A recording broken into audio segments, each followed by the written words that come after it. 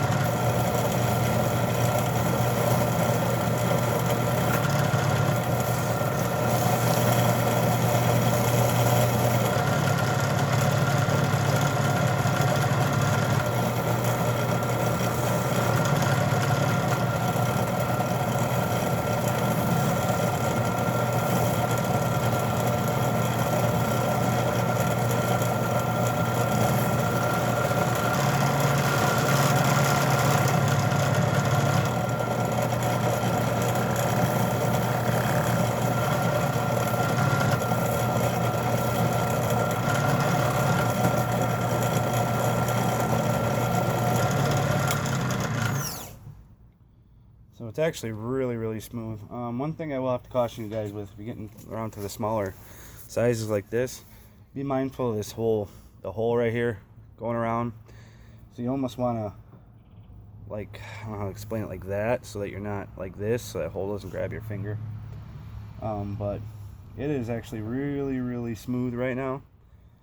It's probably really hard to tell on camera, but we'll see if we can show you guys. So yeah, we'll move you out into the light here, give you kind of a better view of how shiny it is. And now I can't see. So I don't know how well that comes up. But it is pretty shiny. So you just have to take my word for it. Alright. So now would be a good time to dye it. Unless you wanted to take the stock finish all the way off, which I've done sometimes. The thing with dyeing that I can do a whole nother video on, you're going to get different shades of dye depending upon if you do this method then dye it, or you dye it before, or whatever. But just know that if you do dye it and you're going to go back and sand it or kind of burnish it with one of these pads, you will get some color transfer, which sometimes gives a neat effect. So that's kind of how I do it. I said I haven't dyed this cob, but I figured I would show that, and hopefully it caught that in the sunlight to show you how shiny it was. Because if anybody knows, these Washingtons are actually kind of rough when they come. And then I'll show you how I do the stems here in a second, because I have a stem cut out for a project here. I don't know if there's just not enough light to show you how kind of shiny it is. Oh, a little bit. So like I said, now you could go on here, you could put your stain on there and then burnish it. You could have done it before, but like I said, keep in mind, once you go back to burnish that stain out, that this will you'll lose some color. There'll be color transfer. So and then the stem, I have a stem here, or shank. I always say stem when I'm talking about cobs. Anyways, so here's a shank.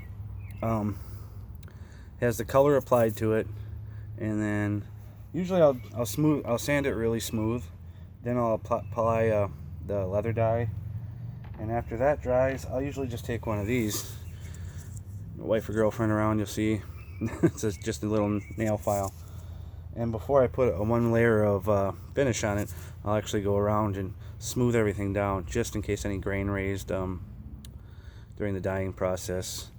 And you can see there's a little color transfer from that. And then I will do one coat of some shellac on there, the clear shellac. And then I'll bring it over here and put it on this fancy tool again. And you'll notice on this shank, I'm kind of using this one for purposes though, but you'll notice, it'll make sense after the length of it and stuff. But I don't know, you guys liking the brass part on there? It's a way to sand that nice and flush too, is to use this method. And I kind of really digging that, just to cut that tenon and then get yourself some brass tubing and do that. So now, since we already this is fairly smooth, I'm just going to burnish it with the finishing pads. All right.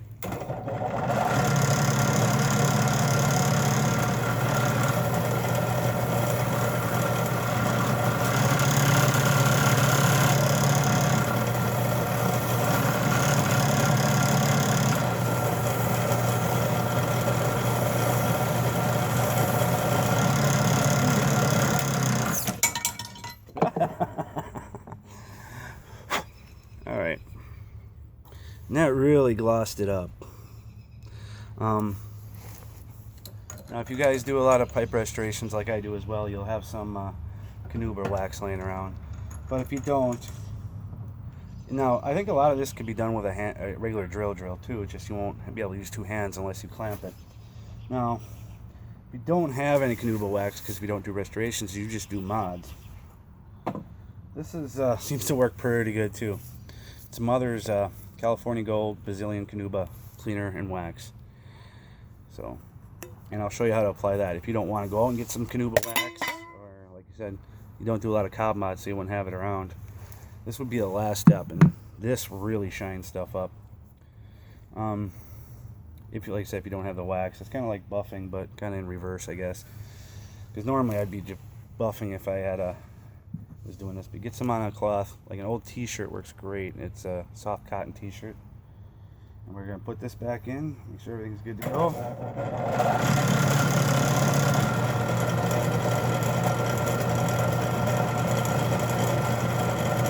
Just kind of work it up and down there.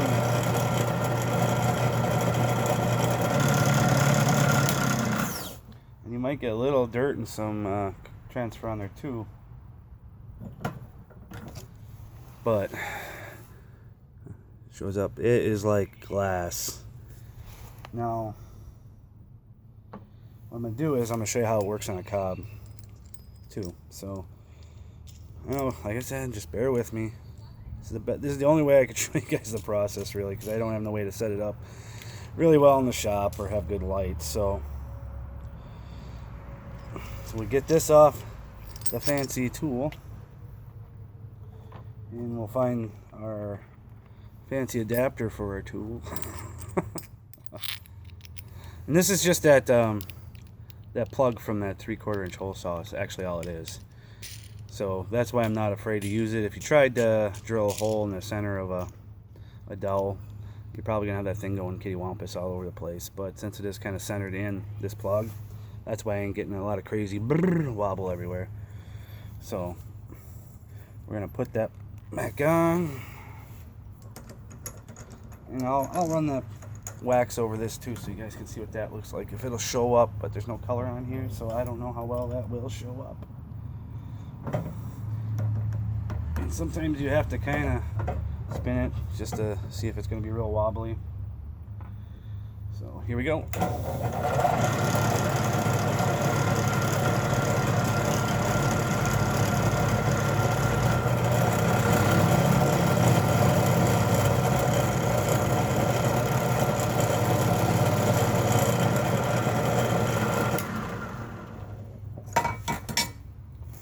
And it does an amazing job. I don't know if you'll be able to see it.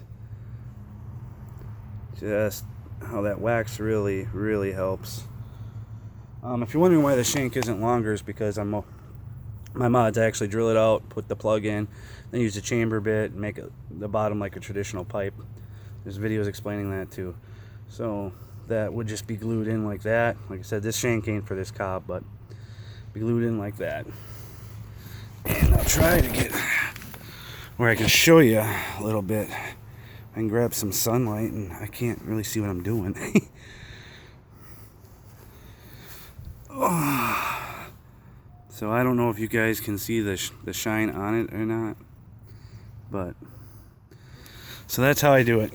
That is basically in a nutshell how I do it. It might be a little different process with some of my stuff, but I just try to really simplify it for you guys that don't have lathes, buffing wheels, and all that other fancy stuff, right? Now this actually, just drill press, that was originally from Harbor Freight many years ago, and I call it Trusty Rusty because it still works, but it's not very often that I use it anymore. But so, I mean, even with something like this from Harbor Freight, which I think they're maybe $60, I don't know what they go for now. We got this on sale, I don't remember. But so yeah, that's kind of a nutshell way to do it. If you don't have a lot of fancy tools, and it's kind of my finishing process, but like I said, it really shines stuff up pretty good. You would notice it more on the cob, I think, if there was dye on it. Now, there was dye on the cob, like I said, the process might be a little different. You might want to smooth it a little bit, then dye it, or ever how far if you want to take the old finish off. So hopefully that makes sense for you guys. It's the best I could do to try to explain it without fancy rigs and people with boom mics and all kinds of stuff. So, alright, you guys, go out and get modded.